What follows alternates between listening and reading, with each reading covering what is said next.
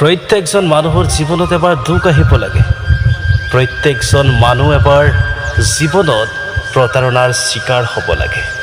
প্ৰত্যেকজন মানুহে এবাৰ হ'লেও দুখ পাব লাগে, কিয়নো দুখ পালেহে মানুহে শিক্ষা পায়, আৰু শিক্ষা পালেহে মানুহে বুজিবলৈ শিকে। প্ৰত্যেকজন মানুহৰ জীৱনত এবাৰ নহয় এবাৰ অশান্তি পাব লাগে। তাৰ পৰা মানুহে বহুত শিক্ষা অৰ্জন কৰিব পাৰে। গোটেইটো জীৱন কিতাপে যি শিক্ষা নিদিয়ে কিয়, কিন্তু বাস্তৱতাই তাতকৈ অধিক শিক্ষিত কৰি তোলে। জীৱনত মানুহ হিচাপে জীয়াই থাকিবৰ কাৰণে, মানুহক মানুহ হিচাপে থাকিবৰ কাৰণে এটা সপোন লাগে, এটা আশা লাগে, এটা নিৰ্দিষ্ট লক্ষ্য লাগে। লক্ষ্য অবিহনে, সপোন অবিহনে, আশা অবিহনে এজন মানুহ কেতিয়াও দেখাত মানুহ হ'ব পাৰে, কিন্তু প্ৰকৃততে কোনো মানুহ নহয়। কাৰণ লক্ষ্য অবিহন, আশা অবিহন আৰু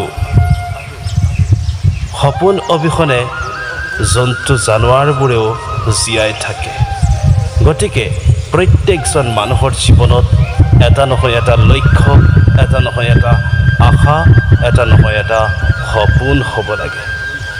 সপোন দেখা ভাল, জীৱনত ডাঙৰ সপোন দেখিব লাগে। সপোন দেখাটো ভাল, জীৱনত চবতকৈ ডাঙৰ সপোন দেখিব লাগে।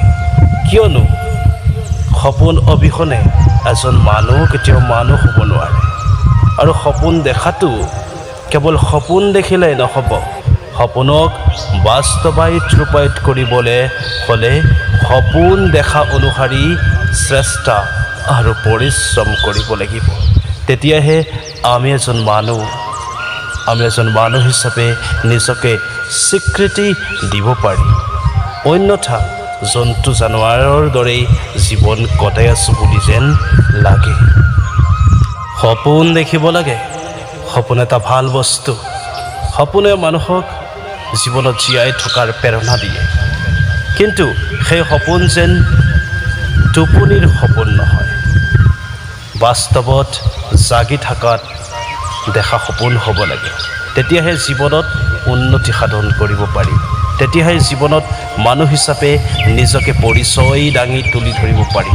তেতিয়াহে আনে আমাক মানুহ হিচাপে স্বীকৃতি দিয়ে। সপোন দেখিব লাগে।